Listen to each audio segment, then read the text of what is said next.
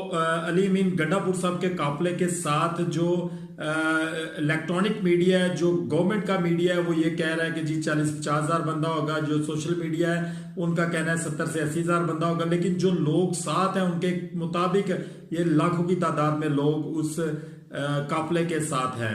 ये टोटल 3 काफले जो हैं वो आ रहे हैं जनाब केपीके की जानिब से।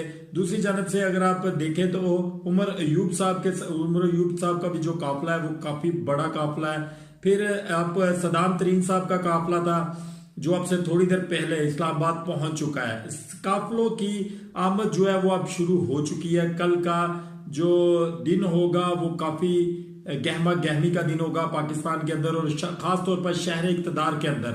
ये बात आप बिल्कुल अपने जहन में बिठा लें कि अगर शहर इक़्तिदार के ऊपर ये अवाम राजमान हो जाती है तो इमरान खान साहब को, इस मौजूदा गवर्नमेंट को